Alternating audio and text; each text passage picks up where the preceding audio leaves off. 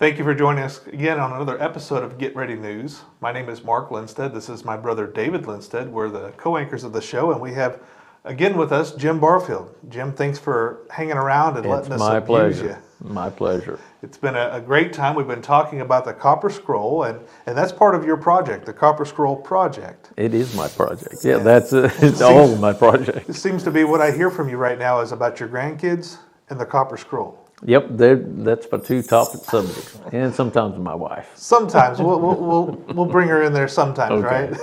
right? But it's been a pleasure to have you. And just for those who are tuning in, maybe for this episode, this is the first one they're seeing about this. We're talking about the Copper Scroll, which was found in the Qumran caves and the Dead Sea Scrolls, kind of part of that horde of things that came out. Exactly. And this is an area, a picture of Qumran in the area there where it was found. Was it found in Cave 4? No, 3? It was found in Cave 3, which is up by what they call the Cave of the Column. That's right, up where Vindel used to dig. About a mile from here. Yeah, up by where Vindel Yes. was digging, yes. And then real famous Cave 4 is right down there by you. But this is a treasure trove. This whole area is a treasure trove of information. We're finding out actual treasure, but not treasure for people, treasure for the temple. Yes. And you were telling me there was a rabbi who when he'd seen your research, he just went crazy, and I think he called it a dowry. Yes, he did. And I mean, after he got over being so excited, seeing my research for the first time, he told me, he said, Jim, he asked me if I knew what it was, and I said, well, it's treasures of the temple. He said, no. He said, this is the dowry for the coming bride. That was really exciting for me to hear. Yeah. So, and it really brought things home, why it's so important to us, to the Jewish people. That's the big reason right there.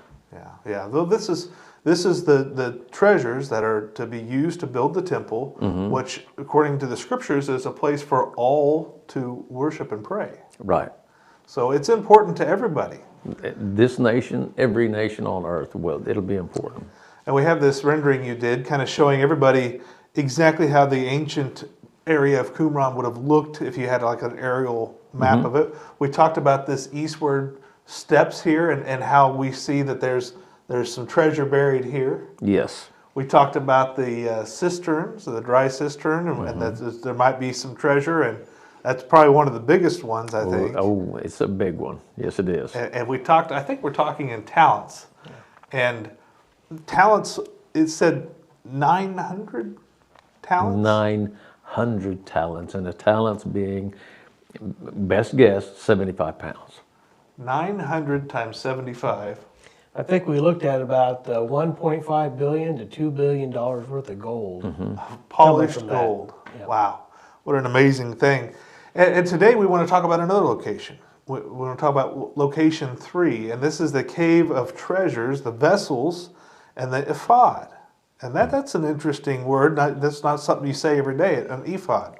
Yeah, the ephod is it's the breastplate that the high priest wore. People think that the high priest wore this thing, every day when he went shopping. No, guys, he only wore those very special garments on the Day of Atonement, and it had the 12 stones of Israel on it. And whenever he was speaking, he made an oracle. He would do the signs, and he would speak, and one of the stones would light up, and the entire nation would know that the oracle was going forth. Wow. And so we're looking at a location now that you've seen through the Copper Scroll. You've seen where some things might be buried, and as we look here, we talk about the vessels, flask, and the vestments, the ephod. There's that word. The gleaming chamber. Right. That's not something we talk about often, the gleaming chamber. And I'm a Tabernacle guy, and this is kind of interesting to me. I never thought of it this way. I'm very fond of the Tabernacle myself. I'm very interested in it. And that's how I recognize that's what they were talking about. I mean, the only time you see the ephod is on Day of Atonement, and that's a special day. They enter into what? The Holy of Holies, and you can see with just a candle. Let's say the 7-branch menorah. it would be gleaming inside of the chamber. But at the time of whenever they had the Ark of the Covenant in there, now you've got what? You've got the Shekinah glory just beaming inside of there. So that would make a gleaming What a chamber. representation of heaven. Yeah. Things There you that go. we read about heaven and the shining, the crystal sea and all that. Yeah, well, and I think about, remember last time we were in Israel, you were with me last time that I went to the Holocaust Museum. Oh, yeah. Yeah. And they have a display there. It's got one candle in the middle of a bunch of mirrors. And it looks like there's millions of candles that's lit up the room. Yeah. And this is somewhat like that, I think. It would be very much like that. And so we're looking at some of the places of the location of that, and we see here that we're looking for, this is your investigative techniques. What are we looking for? Well, according to the scroll, we're looking for a red heap or a hill. A hill. Yeah, I'm looking for a place where a cave could be, and where the treasures. It has to match the description of. There's actually two places that talk about the cave. Location 3, which we're talking about now, and location number 57, which is the biggest and most instructions you get in order how to find the cave. Wow. And we're looking for the treasury is the writer talking about. What more is there? Well, as we're looking at Qumran, down here at the bottom now, we see that picture's shifted a little bit. The Qumran Center is down here. This is north, I believe. No, this is west. West. That's north. Okay, that's north. Okay, I've got the picture wrong in my head. So this is west, and we see all this greenery. Well, the greenery is not always there. It depends on the time of year. Yeah. But this is a great picture because a red heap sticks out. Yes, it does. Almost like a sore thumb. Like a sore thumb, yes. It's Easy to identify. It's pretty plain. And we see things that are being there like the wine vessels. And all the vessels. What other vessels do you think? Is it just the wine vessels? No, there's vessels inside of that cave. I promise you there's going to be vessels. They call it the vessels for the fat, vessels for the blood, and things like that. But you're talking hundreds of thousands of vessels. Now, this is a vessel for carrying the wine, but the vessels would be for the people to be able to drink the wine. They've got small bowls, hundreds of thousands of those things. Wow. And then, of course, here's a picture of the ephod, or a representation of it. I haven't done the right research to know if this is exactly how it would have looked, but I'm guessing it's close. That was actually done by the Temple Institute, so you can bet it's pretty doggone accurate. They do some hardcore research. Yes, they I do. trust those guys. When they say this is how the trumpet is, I bet. believe it. When they say this is how the altar is, I believe it. Yep. In fact, we visit the Temple Institute every time we take a tour over. You have to. It's important for people to see that there are Jewish people, Jewish leaders that are ready. They are ready to sacrifice. Yes, they are. If they could sacrifice tomorrow, they'd be up on the Temple Mount. And I've talked to people that, significant rabbis in Israel that were, very interested in what I'm doing, of course. And they told me, I said, are you ready for this? And they said, you bet. We've been looking for this. We've been waiting for this. So they knew it was coming, just who was going to bring it. The guy from Oklahoma, of course. I know we've talked a couple of times that they could put a tabernacle up in that area just to get going, but they also could put a temple up. And I think the last time I went, they said they could have a temple erected in less than a year. Yeah. They had everything ready to go. They've talked about that, but of course I'm one of the, and I don't know if I'm the first one to think about this, but I look at the Temple Mount as it sits right now. And I look at what I believe is the Holy of Holy location, and I don't think the dome has to go. I don't think the dome actually sits, the Dome of the Rock that is, sits over the Holy of Holies. In fact, biblically it says to measure off from the profane place. And I would consider the Dome of the Rock a profane place according to God because it's worshiping someone other than God. But the tabernacle, I think these guys, the Temple Institute, could erect a tabernacle in less than an hour. After a little practice, I think they could. But in this cave that we're talking about now, it says, Second Maccabee says that all the articles of the tabernacle including the tabernacle. Including the tabernacle. Are inside of that cave. Now, can you imagine? They bring that thing out. They could set it up, and things could start rocking and rolling from that point. Yeah, I wouldn't. I know the Jewish people. I wouldn't put it past them to be ready in a day.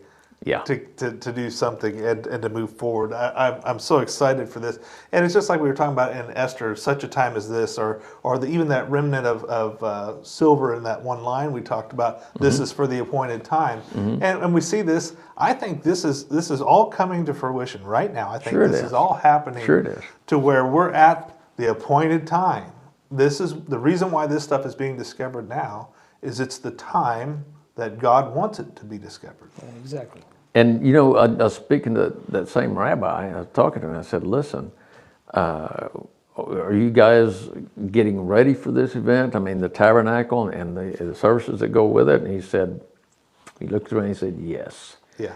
They've got a tabernacle set up in the southern part of Israel. And they've been practicing. And they've been practicing with a tabernacle. So I would bet at some point they're going to set that thing and actually start utilizing it. Yeah. Yeah, and I don't know if I'm right on this, but I think I could see them using a tabernacle till they get past the Day of Atonement. And then they would have a breather till the next year to maybe build their full temple if they wanted to build a full temple. But I think it's amazing to see.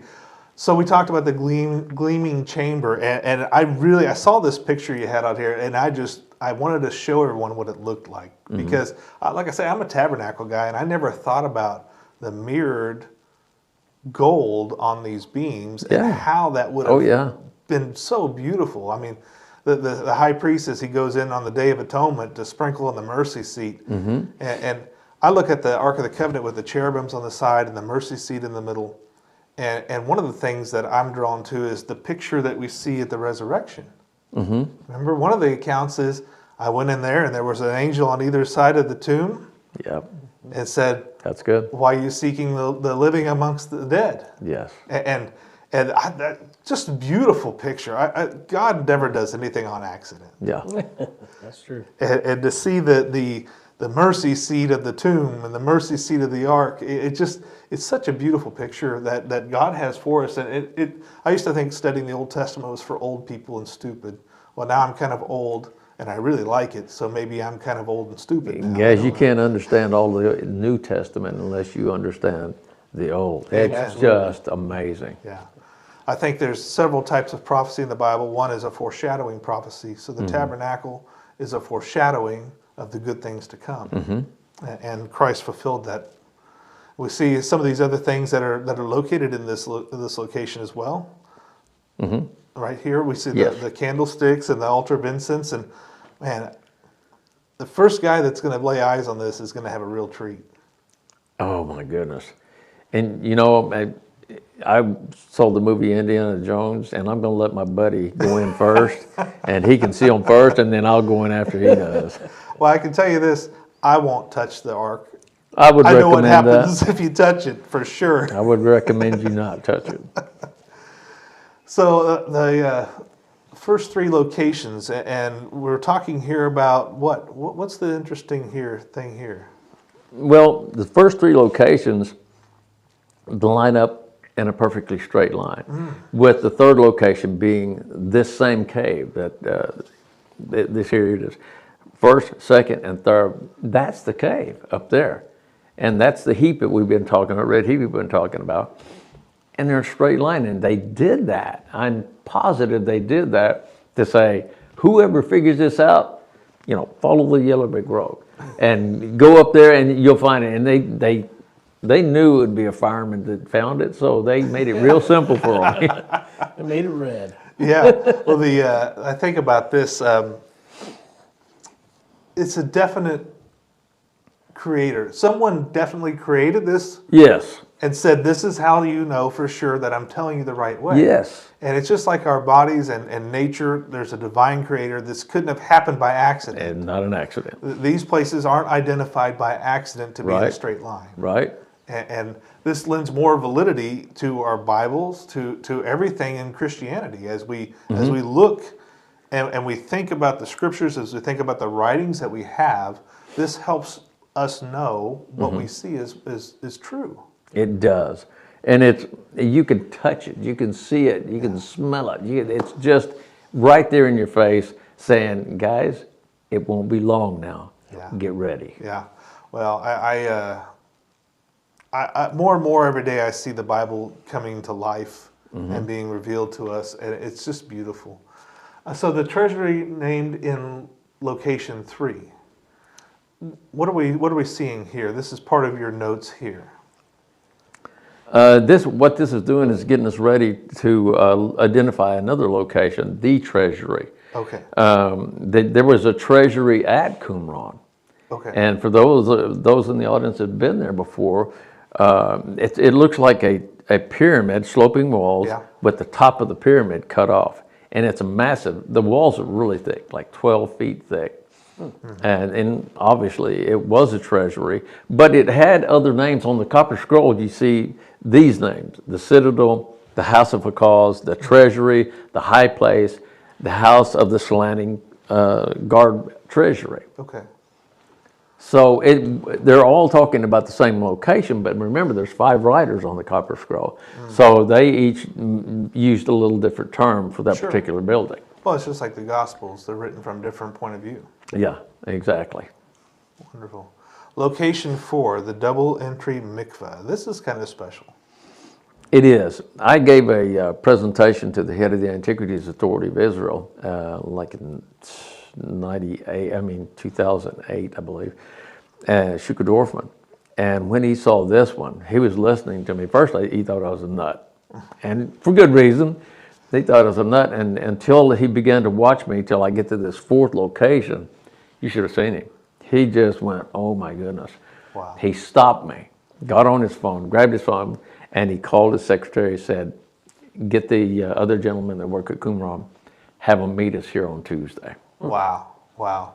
And this is your translation work looking at this double entry pool by the entrance. And as we go, we're looking again at how your investigative skills work. What are we looking for? It's like a fingerprint. And with this particular location, double entry mikveh, you want the fingerprint to match. You want to have enough of the fingerprint, half of the fingerprint. You want the whole fingerprint where you get all of the swirls and the ridges to match. Well, this one gives us at least 10 particular points that must match up. And this location matches exactly what is on the copper scroll. Wow. I was a sheriff's deputy for a while here in Sedgwick County. And I know if you get 10 loops that match, you're probably doing pretty good, right? Oh, you're doing very good. Yeah. So we could almost guarantee what we're looking at here. So here, this is the courtyard, the great courtyard, right? Yes. Okay. And this, we talked about location for the gold, the 900 talents of 900 gold. talents of gold. Or the dry was system here just next to this it. side, yes. Yeah. So here we have what's on the north edge of the community. It kind of give us a rundown of what we're looking for. Yeah, and I'm going to run through the steps rather quickly, but this is the north edge of the community. We had to have a pool. There's a pool. That pool needs to be a ritual bath. It is. It even has a sign saying that right beside it. It's a double entry mikveh. You enter here, you go down and to the left, and you exit here. But as you see there, 5, go down and to the left. This mikveh at that time was white. Today it's still white, but it's, after 2,300 years, it's kind of dingy. And the sides are 6 feet. From this point to this point is exactly 6 cubits. I said 6 feet, but 6 cubits. And there's an entrance here. The highest point of this pool is geographically speaking, this is the highest point because the water comes in, it runs downhill from here. Right. That is the highest point of all. And there has to be mud. Well, there wasn't any mud. There isn't any mud there today. But why? The walls had been broken down. After the Babylonian attack, the walls were broken, and there was mud still left there. But today it's very dry. This would all be underwater if we had everything operating again. This is the area there would have been mud there. I named it. I called it mire, and that's what they called it in the scripture. Mire. Okay. And so this is an actual picture. There's the exit. Here's the entrance. And I've seen this several times. Oh, I've yeah. walked by it. I don't know how many times now that we've been on the tour. You probably, since it was so long for you, probably don't remember Not much. exactly seeing it. Maybe from some of your photos. We need to get you back over there soon, I think. And here are some people walking down in that area. Here, they're walking into the. Yeah, we were doing a pilot for a TV series for. Oh, okay. Wonderful. And that's one of my buddies. But this is I turned around and there was So they did your research for you. On yeah, this part. they did it. They did it in several places. Yeah. I needed to find a particular, like for one, I needed to find a sheep's pen. There it was. Yep. It was so interesting to see how the things that you're looking for, and this has got 40 talents of silver there. Mm-hmm. So remember, a talent, 75 pounds. A silver bar of 75 pounds, a little bit bigger than a gold bar of 75 pounds. About the same. Are they about the same? I thought gold would be a little bit smaller of a bar. It's a little denser. It's denser, but it's still going to be pretty heavy. Yeah. It's still going to weigh the same. Still going to weigh the same. That's right. So 40 times 75 times whatever the current price of silver is per ounce. Go for that one. Just to see a small treasure there, it's amazing. Something strange with Qumran, though. Here we're talking about the double entry mikveh, and this is where you started to find something different that kind of stood out. This is where you. It was an accident. It was an accident. Okay. Yeah, it was an accident. I knew I needed a map of Qumran, of Jerusalem at the time of Jeremiah. So I went online and started looking for it, and I found a map. But I thought, why did these guys put Qumran in with the temple? Why the Temple Mount, the old city? And I thought, oh my goodness. So I rotated the image of that they had. It was Jerusalem, and it matched up with Qumran. So I reinverted it, and I took Qumran and matched it to Jerusalem. That's what I saw. Okay. And this is what I was thinking, because I knew the shape of Qumran. Yeah. And I thought, oh my gosh! So I rotated it, and it matched. And then we have a double entry pool in Jerusalem. The entrance for there, right by your shoulder there. Yeah. Right there. There's an entrance, just like at Qumran. That's where an entrance was at. And then they came in and they went up that steps on the side over here at the pool. Right here. Okay. Right there. Yeah. They went up there and they went into the pool. Now, this is not exactly how the pool's shaped. Yeah. And then they came out and exited and went up towards to the Temple Mount. Well, we talked about just such a time as this and the convergence of things. I've been going to Israel several years now, and I remember for many, many years, you go to the Pool of Siloam, you have the benches there, Right. and you got about 6 foot of thing. Well, if you go there now, it's about 1.5 acres, maybe 2 acres that they've already uncovered that they're saying is the Pool of Siloam. Yeah, we actually shot some footage there for the TV show I was telling you about. And we went to Siloam, and it was all you saw was these steps. Yeah. And that was it. Then to your left, as you went into the entrance, it's dirt and trees and scrub brush. Now I guess they've got it all cleaned up. Well, just such a time as this, maybe we need a mass cleansing for the Temple Mount to happen. We need that mass cleansing for our entire nation, buddy. Yeah, if we could bathe the whole nation in there, what a thing. Let's see, location of the next temple.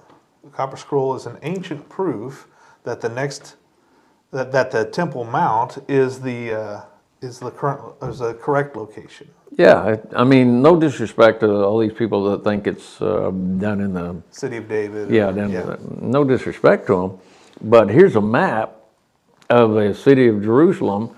They built Qumran to be like to look like Jerusalem, at least in its details. And where they've got, there you go. You see let's look at the original, the Temple Mount. You're looking right at the temple right there. That red dot is the column of Boaz. There was 2 of them, column of Boaz and Jachin. Yes. That were in front of the Temple Mount. Well, guess what? This is the high priest's room. That's the highest location, the highest, most important prominent room there would be the high priest location or the Zadok, the guy that was in charge of Qumran. Right outside of his entrance, there's the column caps are still there, and they name it on the copper scroll. Said there would be 2 column caps there, and here they are, and they're named. It's called Boaz. So that's why I'm telling you this whole thing. You can see it. Go around there. The fountain gate, the water system, the temple, the sheep's pool, sheep's pen, everything matches all the way around it. Wow. So that gives you a clear indication that, you know, that location is the correct location on the Temple Mount. Well, as I've said before, nothing's an accident when it comes to God. No. Nothing is done by chance. Haphazardly, no, that's very well precisely done. Well, I look at these and I'm so encouraged and I'm so excited to see what's going to come next. I know that you're dying to get back in the dirt I'd there love sometime. I'd love to. But we'll just pray to that end that the openings will happen, that we'll be allowed to watch you go back and pull this stuff out of the ground and just show people, here it is. Yeah, well, it won't be me that does it. I mean, I'll be helping, Yeah. but we have to have a team there from, of course, from Israel, and rightfully so. This belongs to Israel. It's their property. Yeah. We need their permission and access through them. Yeah. Absolutely. This isn't anything for any glory for us. This is all for the glory of God and to restore those things to Israel that belong to Israel. Mm-hmm. Well, thanks for joining us. We're going to have maybe one more. We're going to try and squeeze one more episode out of Jim before he leaves us. But as we look at this today, as we understand what's happening, and as we get excited about seeing these locations and seeing these similarities that prove that what we're tracking down is right, I hope this encourages you as a believer to get back into your Bible and trudge forward and really learn and have that relationship with God. And if you're not a believer, if you're just here because you heard about cool treasure talk, maybe this will show you that the Scriptures have something more to give than just an old book. It's far more than that. Guys, there's a tremendous amount of information that's going to be coming forward. Yeah, and I think even some of these locations are going to reveal even more manuscripts and more writings that will further prove absolutely. that God is God and Jesus is Jesus, and we have a Messiah, we have a Savior, we have security and hope in Him. Amen. Well, thanks for joining us today. I hope that you'll come back for our next episode, and we'll see you then.